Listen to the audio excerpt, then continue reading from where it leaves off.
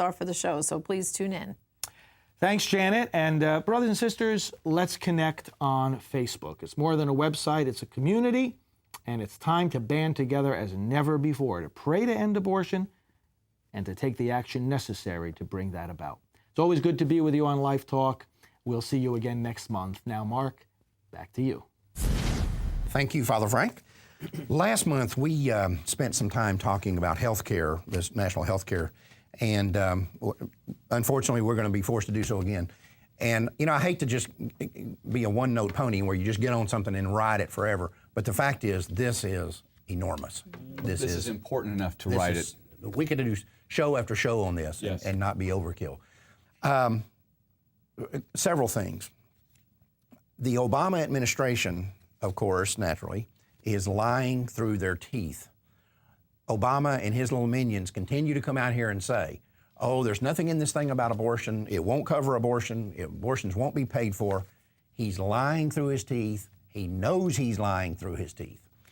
Well, remember last year at Planned Parenthood, he said, I'm going to do health care, right, and abortion is at the heart of the health care. Reproductive freedom, right. In my mind, never has he spoken a more true word than that. Right. If we believe the premise of Moffat 21, that, you know, as each successive thing that was going wrong with their eugenic plan was starting to fail, they introduced abortion. Right. As abortion is starting to fail in America, they've got to introduce something that will take over where that left off. Right. And they're going full steam at it. And believe me now, Obama's really not lying when he says abortion is not in health care. He's just being super deceptive and lying. It's not prohibited. Well, let me, one aspect of the bill says that the bill mandates that there would be established a health care advisory committee that has the authority to define, quote, essential benefits of coverage. In other words, what will be covered and what will not be covered. Now, who do you think is going to be on that board? A government bureaucrat that works for Planned Parenthood, or some other hack that we've been fighting for the last 36 years. Right. That board, when you read the whole bill, that board consists of a whole bunch of people, including somebody who's making sure they got racial equality. Right. But thing about it, only one physician, a minimum of one physician. Right. And I guarantee you this thing is going to be teeming with pro-aborts. Sure. Now, here's the thing. Here's what, if people think we're alarmist and we're conspiracy nuts or whatever, you're baying at the moon, let me point something out here, and people should have been paying attention to this. There have been some proposals put out there on the table saying, okay, let's write into the bill that federal health care cannot cover abortion.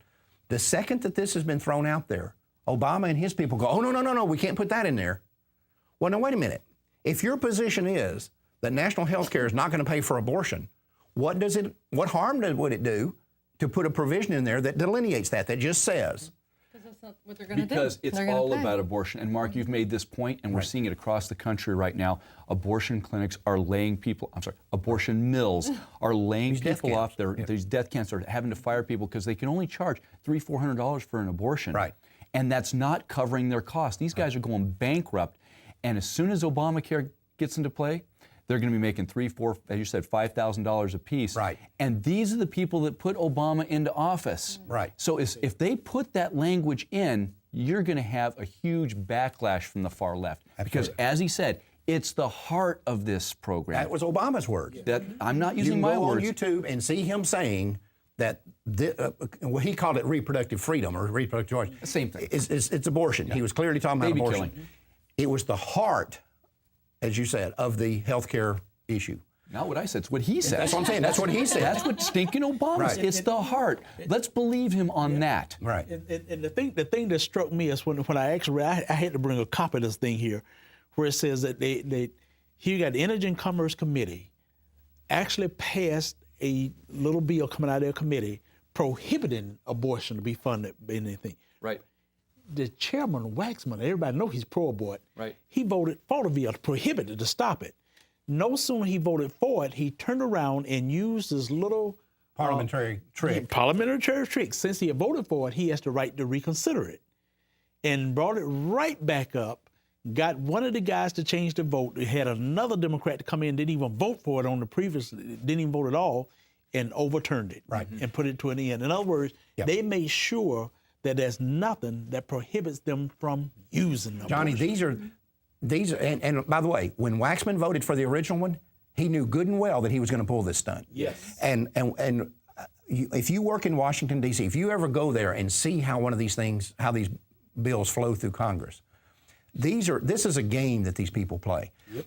And they'll come out here and they'll vote on a bill. Let's say that you want to vote on a bill that's going to prohibit abortion in the national health care. But you know that your district is not for this. So you vote against it, knowing that it won't pass. And if it does pass, then you do these reconsideration things and get away from it. And then that way you can go to both your constituents and say, I voted the way you wanted me to vote. I voted for it, I voted against it. I voted for it, I voted against it. I voted for the something billion before I voted against it. Yeah, but I was for it before I was against it. I'm telling you, if you watch how this national health care thing is done, and I think this is what you're seeing in these town hall meetings, the anger that you're seeing there. If you watch how this is being done, it's something. It goes to something I said on a show one time before.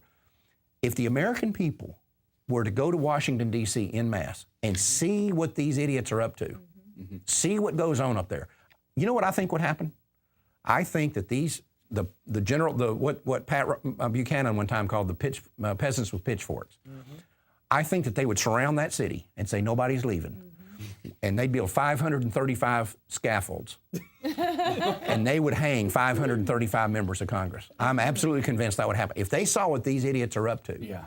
And there has become this kind of elitist mentality that these people think they're royal. They are the royal family. It's also called Potomac fever. Right. And they have lost sight of the fact that they work for us. They, like I said earlier, they think that we work for them, that we are their loyal subjects. They are our employees, and we need to start acting like they are our employees. Right. You know, there's another point I want to make here that I think we've got to hammer on. They're trying to do a comprehensive health care reform, and we don't know where that's going to go. But I'll tell you what, even if it boils down to the smallest common denominator, the smallest health care reform, it's going to include abortion. Right. It is the heart and soul of it. They've been trying for years to overturn Title X provisions against paying for tax-funded abortions, the Hyde Amendment, et cetera. That will be the minimum that these rabid pro-aborts will accept. Right. So let's not accept any reform. The Republicans need to fight this completely. They need to destroy it completely. Absolutely. Not just let a little bit in, because whatever provision that's going to be in that 1,000 pages, there's going to be a word in there, a little weasel word that's going to allow abortion, if not this year, then the next year or the next year. They're going to get it in. Well, the danger to me is, Troy, is that they might put some language in this bill that would on the surface appear to prevent it. But the mechanism to overturn it won't be legislative, it'll be administrative. It'll be a bureaucratic decision. And so they know that. Yes. So they put something in there in the legislation in order to get it passed, right, which they know can be undone without going back through the legislative process and just having an administration approach to it so that they can take out this provision. They've done this time and time and time again. Because left alone, I'm just going to beat this drum, left alone, these abortion clinics, these freestanding abortion mills across the country are dying. They're collapsing. They're collapsing, they're imploding, they're not floating their ticket. They're not making enough money every month to stay afloat. The only ones that are the Planned Parenthoods that are receiving massive amounts of public money. Your money, the single payer option is my money, your money. And they're going to get more money. Because when that 1,000 got to page 993, and I said, oh my goodness, school-based health clinics. Right. And with the school-based health clinics, they want to bring in agencies that they are going to give grants to oversee these school-based clinics, and they are going to serve underserved population. Oh, so you can have a chicken in every pot and an abortionist in every school. Well, Marfa 21 just comes to mind as soon as I'm reading it. I said, oh my goodness, one of these famous code words. We're going to put these school-based clinics in a minute, black and you know, what the schools that we possibly can, get them in the minority school, and we'll make sure Planned Parenthood get paid for it. and they'll be able to provide all comprehensive health services. Johnny, what you're talking about is backed up by the experience that we uncovered in MAFA 21 in Maryland, where when they started releasing what's the little stick, Norplant. It was Maryland Public Schools that they started releasing this in first. Of the first 350 children that had implants put in their arms, 345 were black. And when they released it for distribution in all the schools, once they had done their testing, of the first 100 schools that they put Norplant facilities in, 100 of them were black. Every single one of them. And I'm telling you, this healthcare thing to me, you might as well just fund the Klan with it. Right.